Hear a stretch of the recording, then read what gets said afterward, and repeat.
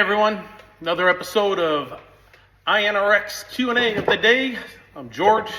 Got a question the other day. We get this one often, not all the time, but we get it often. But is an inflatable hot tub as good as a regular hot tub? Simple answer to that is no. It's not even close. But it may be a good way for you to kind of get your feet wet, so to say, as far as seeing if you like hot tubbing and stuff like that. But other than that, other than bathing in some water that might be, warm and stuff like that, their comparisons really end pretty much right there.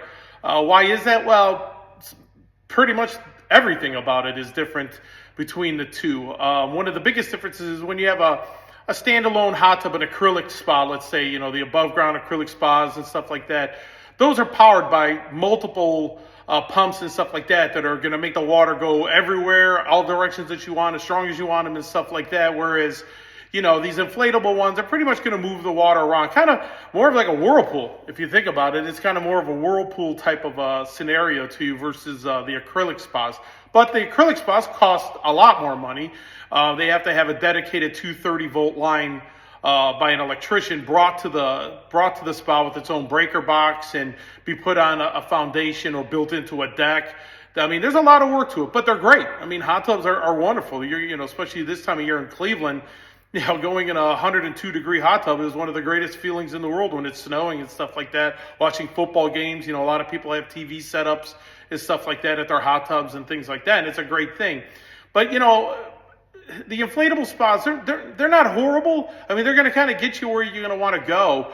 But, you're going to see, boy, I really enjoy hot tubbing. I love it, versus if you spend $7,000 to $10,000 on a really quality hot tub and then never use it, you're going to just be like, wow, this was a waste of money.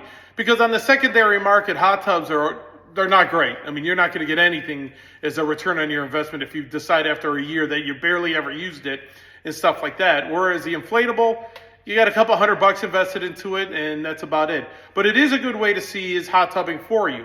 But, to get into the main hot tubs or swim spots and stuff like that, it is a considerable investment. But the experience between an inflatable and a regular acrylic type hot tub, the only difference is they both hold water and it gets warm. That's about it. That's about the only thing I should say. That's the only thing that they have in common. Everything else is pretty much completely different. So, I don't know, hopefully that answers your questions, give you a little bit of an opinion from me on the differences between inflatable spas and regular hot tubs. But you do have to treat them. Inflatable spas are not just, pour water in and hope you have to treat them almost similarly. So they require chemicals, and sometimes they require more because the filtration systems just can't hold up. So that's opinion from me. Hope it helps. If you have any other questions, feel free to write to us and stuff. This one actually came from John from California. You will be getting a bottle of iONRx. Sorry about that. I should have introduced you on the front side of this thing, John. But I appreciate the question. Remember to subscribe to our channel, like us, love us, everything. And hopefully you share us with everyone else. Till then, we'll see you again a little later on, guys. Have a good day.